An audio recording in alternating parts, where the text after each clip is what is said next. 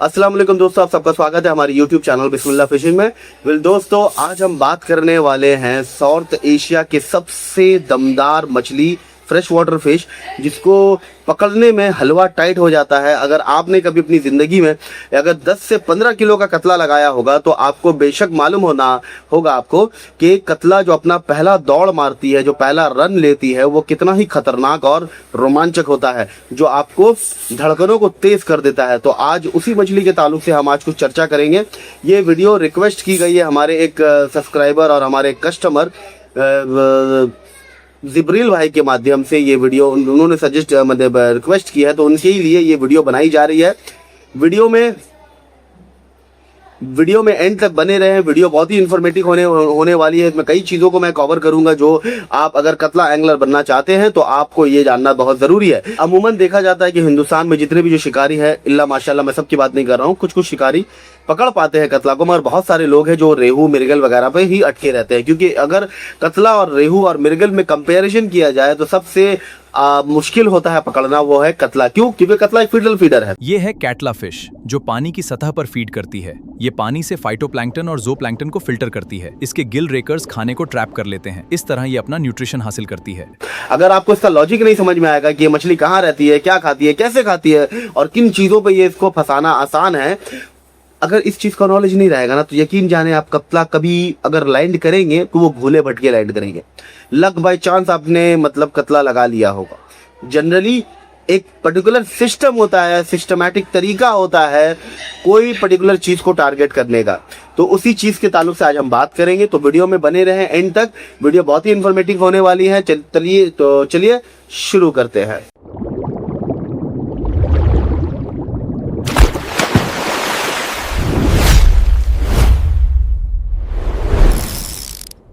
कतला जो है दोस्तों, ये टॉप वाटर फीडर है, top to middle water feeder है। जनरली ये ऊपर की सतह में घूमती फिरती रहती है और प्लस क्या है कि ये फिल्टर फीडर है, मतलब कि अपने बड़े मुंह से वो पानी को खींचती है और उसी खींचने में वो अपना खाना खाती है। और जनरली ये जो खाती है वो फाइटोप्लैंक्टन खाती है और ज़ूओप्लैंक्टन खाती है। और कीड़े मकोड़े जो पानी के ऊपर गिर जाते हैं, मतलब हवा में उड़ते उड़ते गिर जाते हैं, तो उनको ही अपना वो मील बनाती है, खाती है। और इसका अगर आप मुंह को देखेंगे तो इसका मुंह अपटर्न्ड है, मतलब ऊपर की तरफ टर्न किया हुआ। तो इसका ये एक साइंटिफिक रीजन भी है कि ये मछली टॉप वाटर फीडर है, तभी जाके इसका मुंह अपटर्न्ड है। अगर साइंस की भाषा में कहूँ दोस्तों, तो साइंस कहता है कि कतला का जो बॉडी डेप्थ है वो काफ़ी हाई होता है दोस्तों, और इसका हेड जो होता है, सर होता है, वो काफ़ी मैसिव होता है। इसलिए दोस्तों जब ये टर्न लेती है तो पानी में एक ज़बरदस्त टॉर्क जनरेट होता है और आपको लगता है कि कोई भैंस पानी में गिरी है, गई भैंस पानी में। समझ, पानी में कोई बच्चा गिरा या कोई भैंस उल्टी है तो उसी तरीके का एक बड़ा सा धड़ाम धुड़ूम आवाज़ आता है आपको, स्पेशली अगर वो एक बड़ा कतला है डैम में, नदी में, जहाँ गहराई ज़्यादा हो। अब बात करते हैं साइंस के हिसाब से दोस्तों। अगर आपको पानी की केमिस्ट्री नहीं पता हो ना दोस्तों, तो यकीन जाने आप जितनी भी महंगी मसाला बेट वगैरह आप इस्तेमाल करके देख लो, मछली आपको नहीं लगनी। ग्लोबल एंगलर्स, पूरे वर्ल्ड से जितने भी एंगलर्स हैं ना जो कतला पकड़ने के शौकीन है, बहुत सारे यूरोपियन एंगलर्स भी है जो कि एशिया में आते हैं, अलग अलग जगहों में आकर के कतला या फिर साइमस कार्प, जो कि कतला के जैसा देखने में लगता है, काफ़ी बड़ा होता है कतला के मुकाबले में, उन सब पकड़ने में काफ़ी रुचि रखते हैं।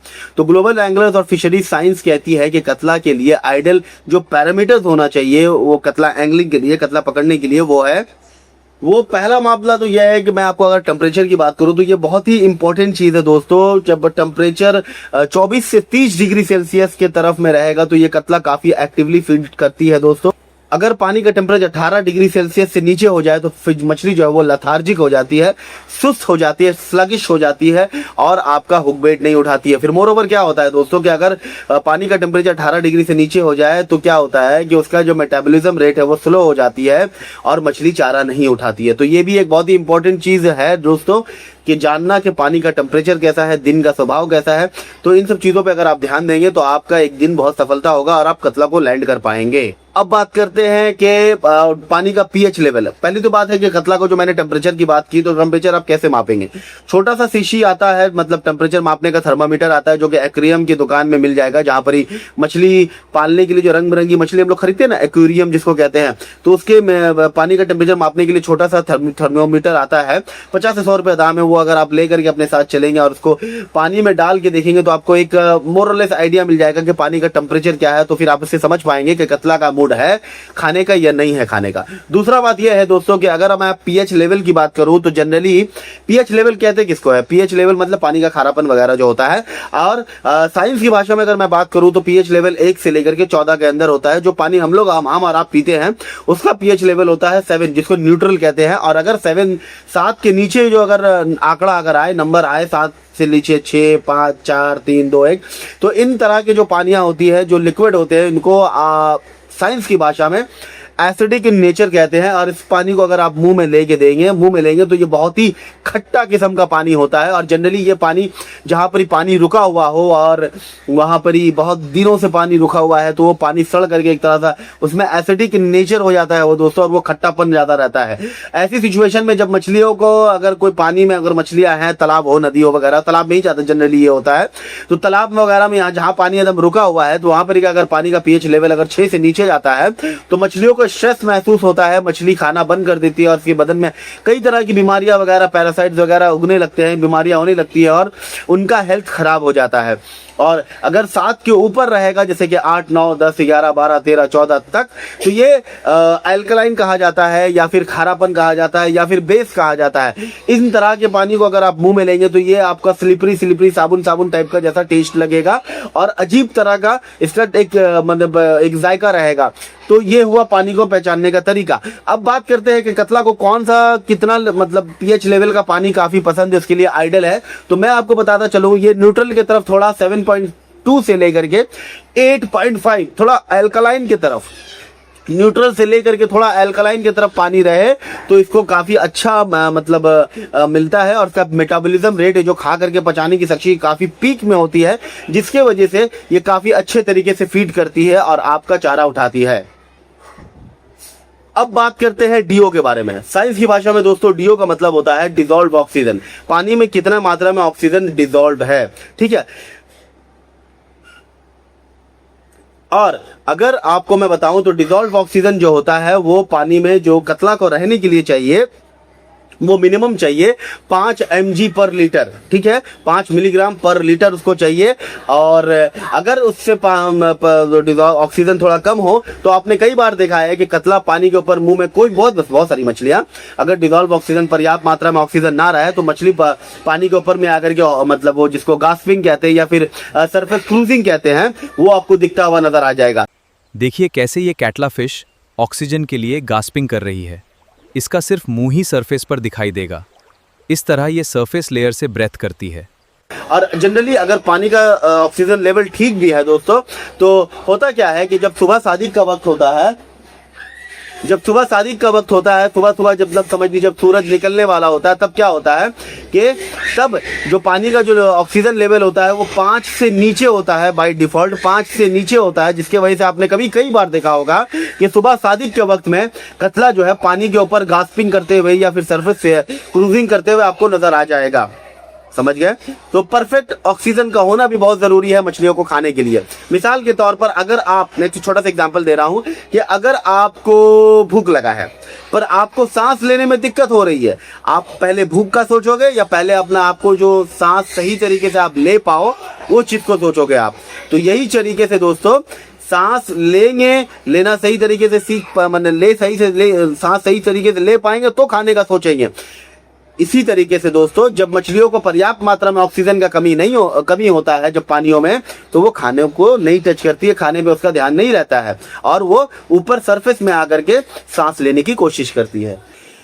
अब मैं ब्रीडिंग सीजन की बात करूं दोस्तों के अंडे बच्चे देने के मामले के बारे में, तो बेसिकली जो होता है कतला एक कार्प मछली जो कि वो बेसिकली मानसून सीजन में, जनरली सभी मछली मानसून सीजन में ब्रीडिंग करती है। उसके पीछे कई कारण हैं दोस्तों। पहली बात तो यह है कि ब्रीडिंग सीजन में ये लोग कोशिश करती है कि पानी के ऊपर की तरफ चढ़े, वो जहां पर ही वो इनके जेनेटिकली उनको मालूम रहता है कि कहां पर इनके पूर्वज जो अबावजदाद थे, इनके पूर्वज जो थे कहां पर ब्रीडिंग करते थे, तो उसी तरीके से वो लोग फॉलो करके वहां पर ही ब्रीडिंग करने जाती है, अंडा को छोड़ती है। तो अभी ब्रीडिंग सीजन जब होता है जनरली वो जनवरी मार्च अप्रैल मई जून जून मई जून से शुरू होकर के ये तकरीबन आपका अगस्त सितंबर तक जाता है, कुछ मिडल तक। जो डिपेंड करता है कि पानी कितना हो रहा है नहीं हो रहा है वगैरह, क्योंकि ये ऑलरेडी बरसात के ऊपर भी डिपेंड करता है कि अगर पानी का लोड अच्छा आता है तो ये मछली बहुत अच्छे तरीके से फिर अंडा छोड़ती है, और ये ऊंचाई की तरफ जाकर के अंडा छोड़ती है। तो अंडा छोड़ती है तो अंडा जो पानी में जो काफी बहता हुआ जो पानी रहता है माने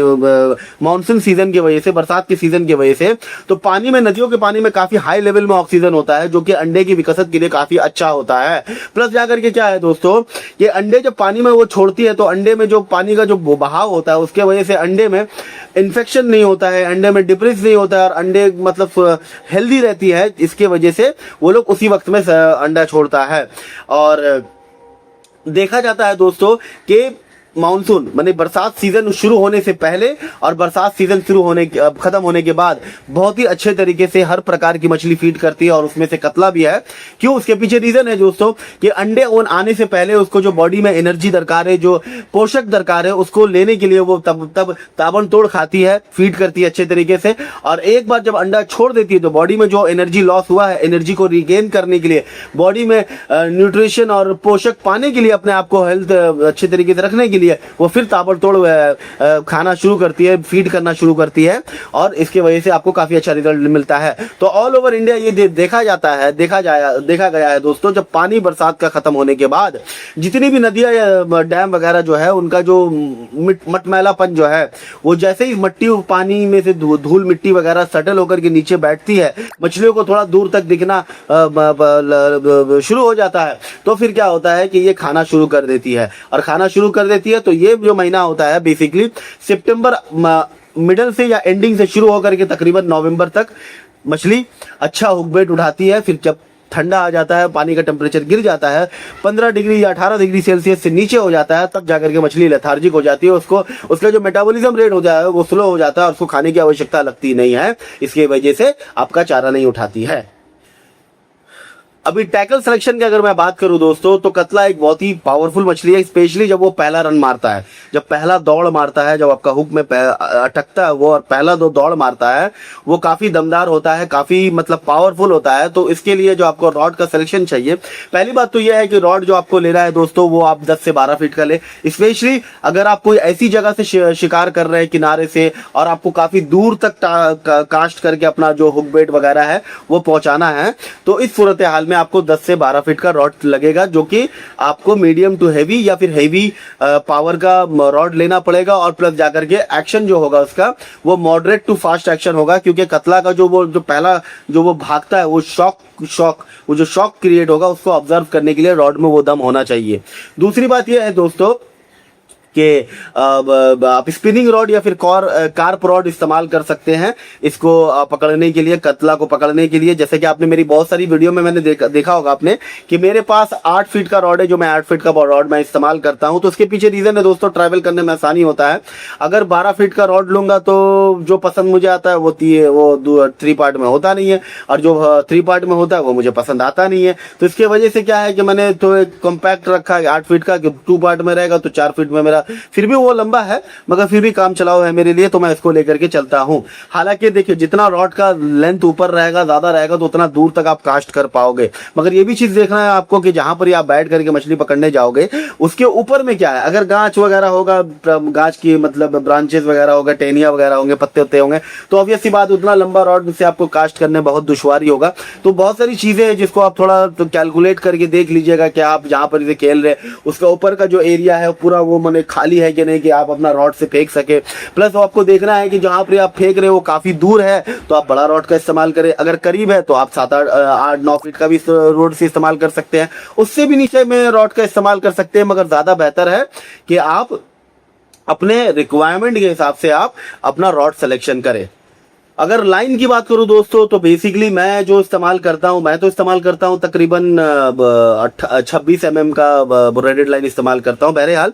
मगर आइडल कंडीशन जो रहेगा दोस्तों, आप मोनो इस्तेमाल करो या ब्रेडेड इस्तेमाल करो, वो आप लेना है आपको 35 से 45 mm का, डिपेंड करता है ब्रेडेड या मोनो, डिपेंड करता है कि आप किस जगह में फिशिंग कर रहे हो। अगर आप कोई ऐसी पथरीली जगह में फिशिंग कर रहे हो तो मेरा सुझाव रहेगा कि ब्रेडेड लाइन इस्तेमाल करो। अगर आपको ऐसे ही कोई प्रॉब्लम नहीं है, कहीं से झाड़ जंगल से, कहीं से पत्थरों से कट उठ करके कटने उठने का अगर चांसेस नहीं है, तो आप मोनोफिलामेंट लाइन इस्तेमाल करो। और लाइन मोनो हो या ब्रेडेड हो, मगर हमेशा लीडर लाइन जो है वो आपको ऐसा लीडर लाइन इस्तेमाल करना है जो लगभग पानी में कैमोफ्लेज हो जाता है। तो बहुत तरह के लाइन है मार्केट में अवेलेबल जो कि पानी में डालो तो थोड़ा बहुत वो कैमोफ्लेज हो जाता है, पानी के साथ घुल मिल जाता है, दिखता नहीं है।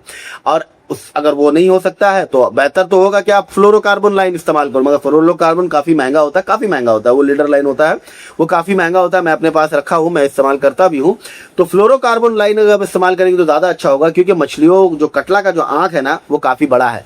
और एक कायदा और कानून आप जान के रखिएगा दोस्तों, जिस मछली का आंख बड़ा रहेगा उसको बहुत बढ़िया तरीके से दिखता है, और जिस मछली का आंख छोटे छोटे रहेगा वही बूंदी का तरह, तो उसको नजर से नहीं दिखता है, उसका फिर दूसरा मामला होता है दिखने का।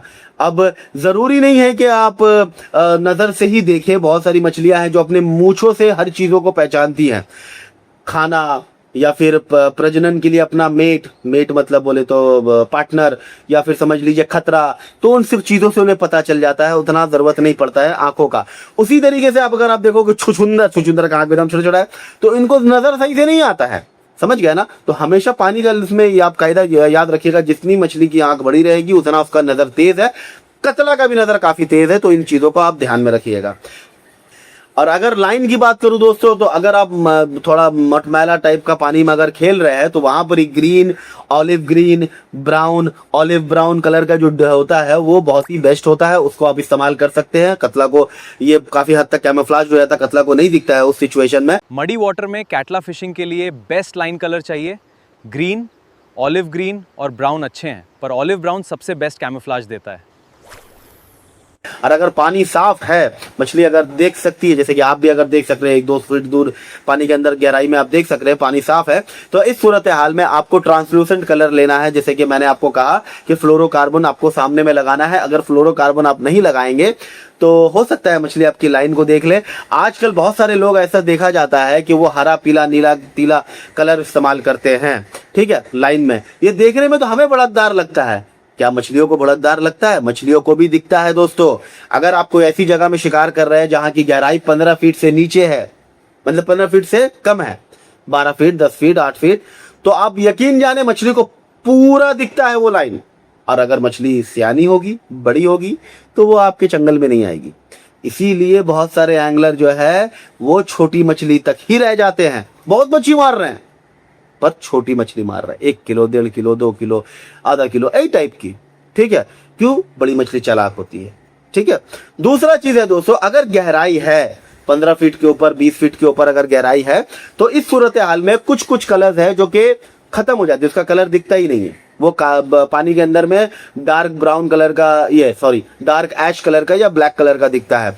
मगर बहुत सारी कलर ऐसे भी है कि 100 फीट तक उसका जो कलर है वही कलर दिखता है, थोड़ा बहुत शेड में ऊपर नीचे हो सकता है, पर वो वही कलर दिखता है। For example white, for example blue, for example आपका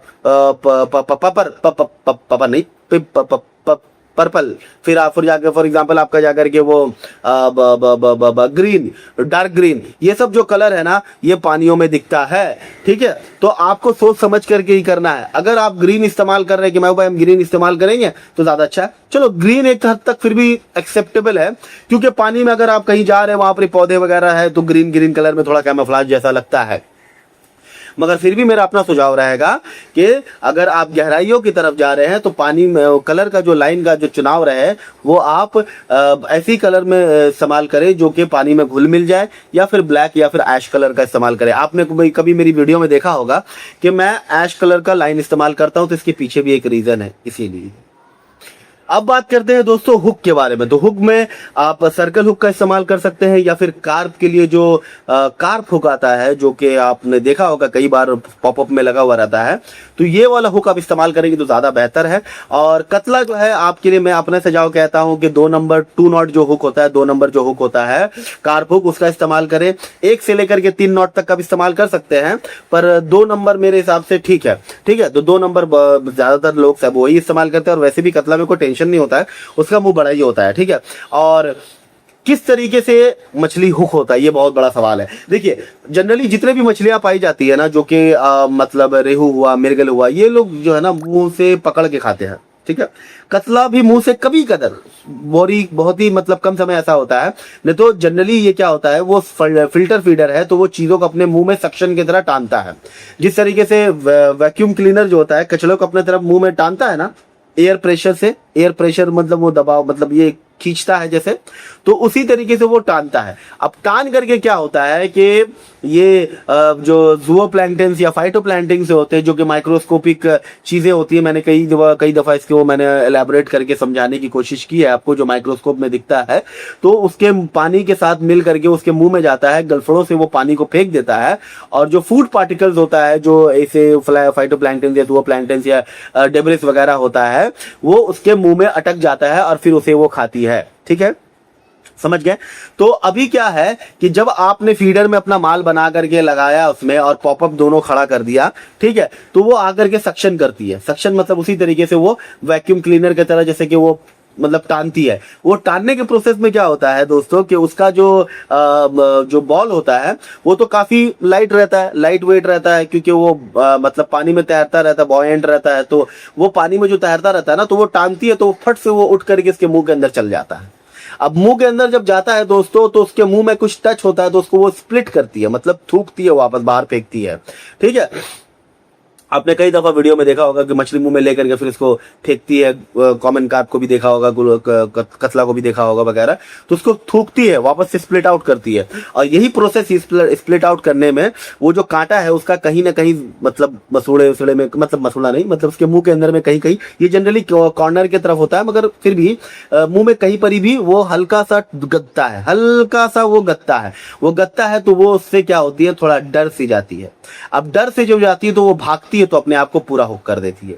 ठीक है, अब इस सिचुएशन में दोस्तों मैं आपको ये भी कहूंगा, बहुत सारे एंगलर जो नए नए होते हैं वो ड्रैग को एकदम टाइट रखते हैं। ठीक है, तो इसमें क्या होता है, आपका रॉड जा सकता है, मतलब मछली का जो पहला रन है कतला का वो बहुत ही हेवी होता है, जैसे कि मैंने कहा, तो आपका रॉड जा सकता है पानी में, अगर आपने रॉड को सही से फंसा करके नहीं रखा, स्टैंड वगैरह में अच्छे से फंसा करके नहीं रखा या बांध के नहीं रखा।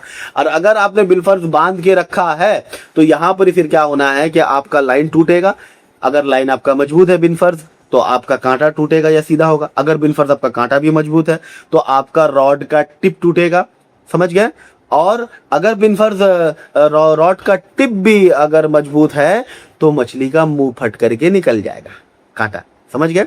तो आपको ड्रैग को इस हिसाब से सेट करके रखना है।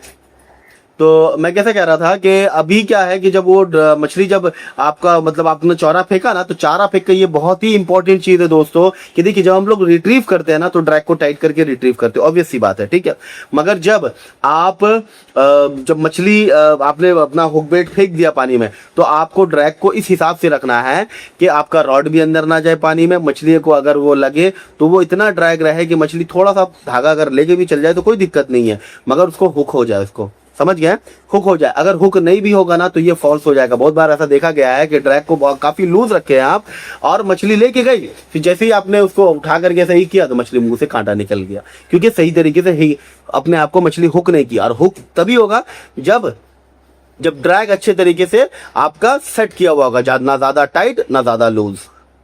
तो दोस्तों ये था पहला पार्ट जो तकरीबन 15-20 मिनट से ऊपर हो गया।